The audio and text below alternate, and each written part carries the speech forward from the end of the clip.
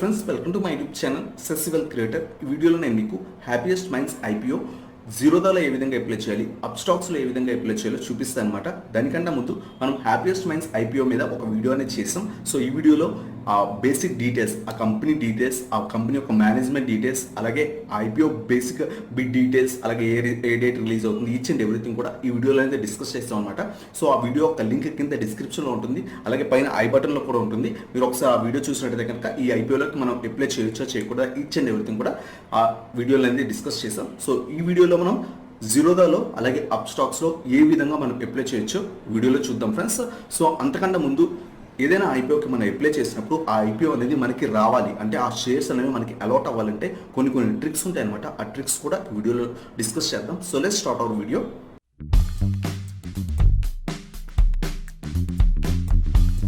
ఈ వీడియోలో నేను మీకు హ్యాపీయెస్ట్ మైండ్స్ టెక్నాలజీస్ IPO గురించి ఏ విధంగా అప్లై చేయాలో చెప్తాను కదా. దానికన్నా ముందు ఏదైనా IPO అప్లై చేసినప్పుడు మనం ఏ విధంగా అప్లై చేయాలి, ఏ విధంగా అప్లై చేస్తే మనకి మ్యాక్సిమం నెంబర్ ఆఫ్ టైమ్స్ అనేది IPO అనేది షేర్స్ అనేవి మనకి అలాట్ అవుతాయో ఫస్ట్ డిస్కస్ చేద్దాం ఫ్రెండ్స్.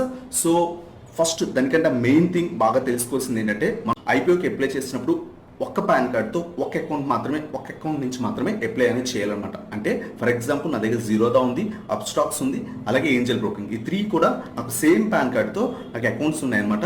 సో ఇప్పుడు నేను IPOకి అప్లై చేయాలంటే కేవలం ఏదో ఒక్క అంటే జీరోదాలో కానీ, అప్స్టాక్స్లో కానీ, లేకపోతే ఏంజల్ బ్రోకింగ్లో కానీ ఏదో ఒక్క డిమాట్ అకౌంట్ నుంచి అప్లై అనేది చేయగలమాట. ఎందుకంటే ఈ 3 కూడా ఒకే పాన్ కార్డ్తో లింక్ అయి ఉన్నాయి. సో ఒక్క పాన్ కార్డ్తో ఒక్కసారి మాత్రమే మనం అప్లై అనేది చేయగలం అనమాట IPOని. సో మల్టిపుల్ టైమ్స్ కనుక అప్లై చేస్తే అంటే సేమ్ పాన్ కార్డ్తో 3 డిమాట్ అకౌంట్స్ ఉండి ఆ 3 డిమాట్ అకౌంట్స్ నుంచి ఒక్కొక్కసారి అప్లై చేసినట్టయితే కనుక 3 కూడా క్యాన్సిల్ అయిపోతాయి అనమాట. సో బాగా గుర్తుపెట్టుకోండి, ఒక పాన్ కార్డ్తో ఒక డిమాట్ అకౌంట్ నుంచి మాత్రమే మనం IPO అనేది అప్లై చేయాలన్నమాట. బట్ మనకి maximum number of times IPO అనేది ఆ షేర్స్ అనేవి మనకి రావాలంటే చిన్న ట్రిక్స్ ఉంటాయి అనమాట. ఫర్ ఎగ్జాంపుల్ మీ ఫ్యామిలీలో ఒక 4 మెంబర్స్ కనుక ఉన్నట్టయితే కనుక ఆ 4 మెంబర్స్కి డిమాట్ అకౌంట్స్ ఉన్నట్టయితే కనుక వాళ్ళకి సపరేట్ వాళ్ళ పాన్ కార్డ్తో, అంటే ఫర్ ఎగ్జాంపుల్ మీ ఫాదర్ పాన్ కార్డ్తో ఒక డిమాట్ అకౌంట్, మీ మదర్ పాన్ కార్డ్తో ఒక డిమాట్ అకౌంట్, మీ పాన్ కార్డ్తో ఒక డిమాట్ అకౌంట్, మీ సిస్టర్ పాన్ కార్డ్తో ఒక డిమాట్ అకౌంట్, అలా 4 కూడా ఉన్నట్టయితే కనుక ఒక్కొక్క లాట్ వాళ్ళకి అంటే మీ ఫాదర్కి ఒక లాట్ అప్లై చేయండి, మీ మదర్కి ఒక లాట్, అలాగే మీకు ఒక లాట్, అలాగే మీ సిస్టర్కి కావాలనుకుంటే 2-3 లాట్స్ అప్లై చేయండి. అలా కనుక అప్లై చేసినట్టయితే కనుక మనకి మ్యాక్సిమం నెంబర్ ఆఫ్ టైమ్స్ అనేవి ఆ షేర్స్ అనేవి అలాట్ అవుతాయి అనమాట. ఎందుకంటే ఏదైతే లాటరీ సిస్టమ్ ఉందో, ఓవర్ సబ్స్క్రైబ్ అయితే కనుక IPO లాటరీ ఏదైతే సిస్టమ్ ఉందో ఆ లాటరీ సిస్టమ్ వల్ల ఏం జరుగుతుందంటే ఎవరైతే సింగిల్ ఉన్నారో వాళ్ళకి రావడానికి మ్యాక్సిమం ఛాన్స్ ఉంటాయి అనమాట. ఎందుకంటే నెంబర్ ఆఫ్ పీపుల్కి IPO అలర్ట్ చేయాలని రూల్ ఉంటుంది. సో అందువల్ల మ్యాక్సిమం వాళ్ళకి రావడానికి సింగిల్ లాట్ అప్లై చేస్తున్న వాళ్ళకి మ్యాక్సిమం వస్తాయి అనమాట. అంతేకాకుండా హ్యూజ్ లాట్ అప్లై చేసిన వాళ్ళకి కూడా వస్తాయి అనమాట.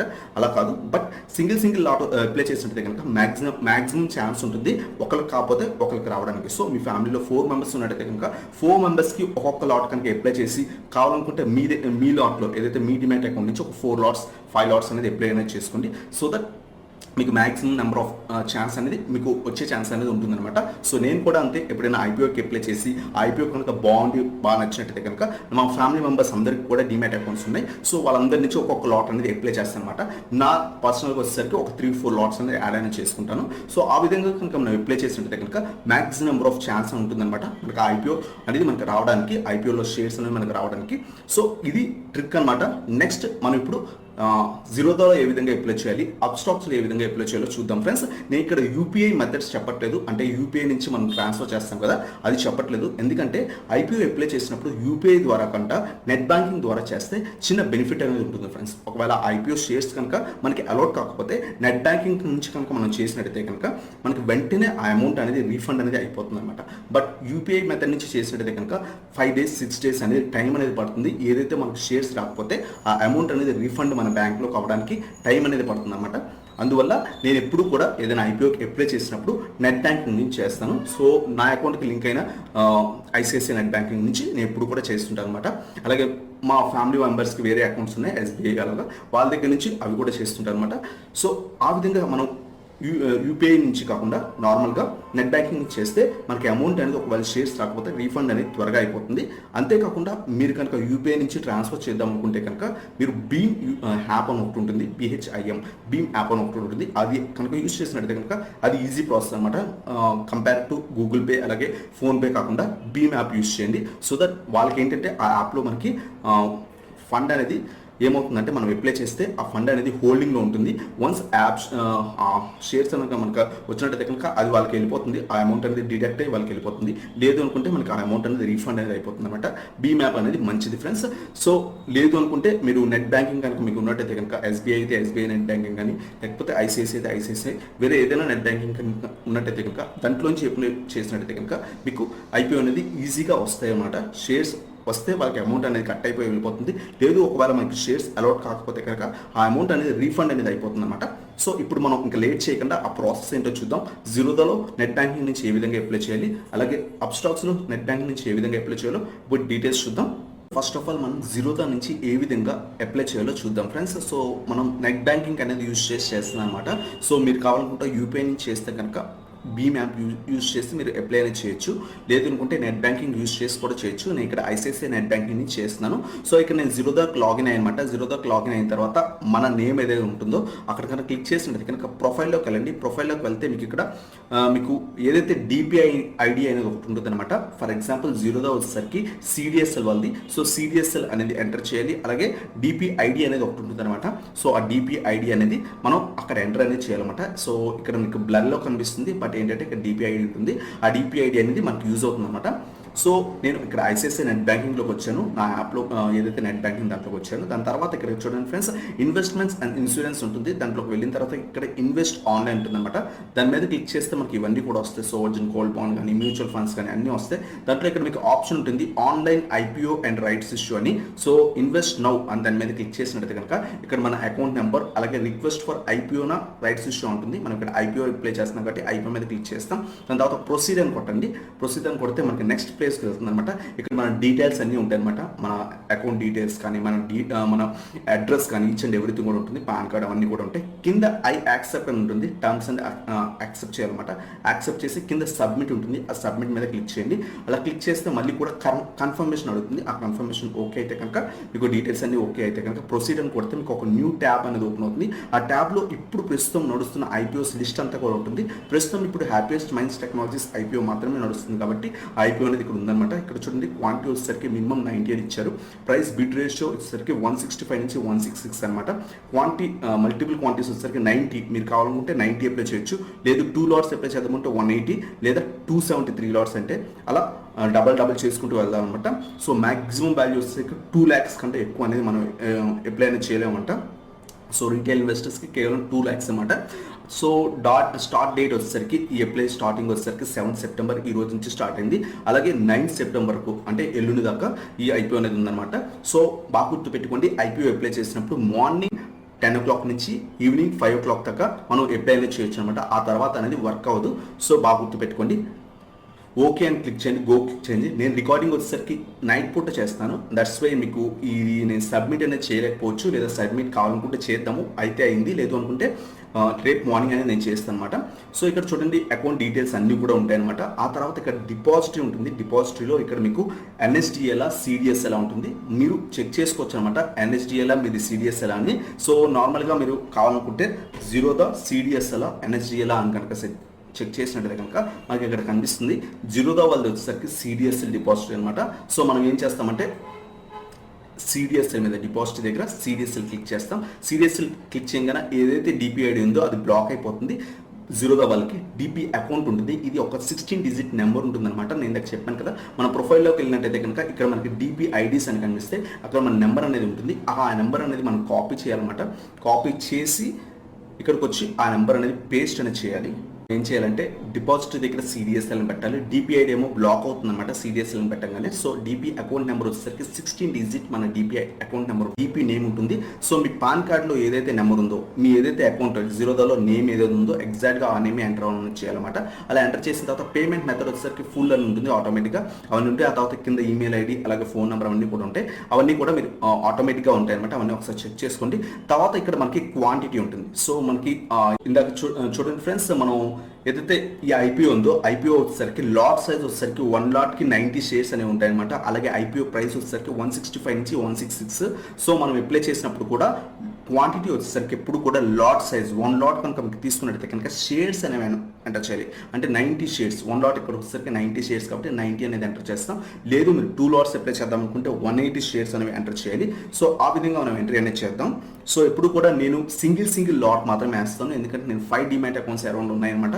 సో సింగిల్ లాట్స్ వేస్తాను. సో ఎందుకంటే మా ఫ్యామిలీ మొత్తానికి కూడా వేస్తాను కాబట్టి సింగిల్ లాట్ వేస్తాను. సో దట్ మనకి ఎక్కువ ఛాన్స్ అని ఉంటాయి. ఆ తర్వాత ఇక్కడ ప్రైస్ ఇన్ రూపీస్ ఉంది కదా, మనకు కావాలనుకుంటే ఇక్కడ మనకి ఏ ప్రైస్ కావాలంటే ఆ ప్రైస్కి ఎంటర్ చేయొచ్చు. 165 నుంచి 165 నుంచి 166 ఈ 165 కానీ ఎంటర్ చేయొచ్చు, లేదా 166 కానీ ఎంటర్ చేయొచ్చు.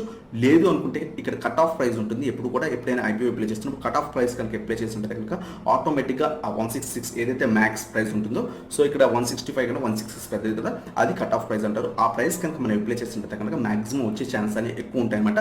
అలాగే క్వాంటిటీ వచ్చేసరికి లాట్ సైజ్, మీరు ఎన్ని లాట్స్ అయితే తీసుకుందాం అనుకుంటున్నారో 1 లాట్ 2 లాట్ అని ఇక్కడ ఎంటర్ చేయకూడదు. ఎప్పుడు కూడా షేర్స్ ఎంటర్ చేయాలి. 90 షేర్సా, 180 షేర్సా, 270 షేర్సా, 360 షేర్సా, అలా లాట్ సైజ్ కాకుండా షేర్స్ అనేవి ఎంటర్ అనేది చేయాలన్నమాట.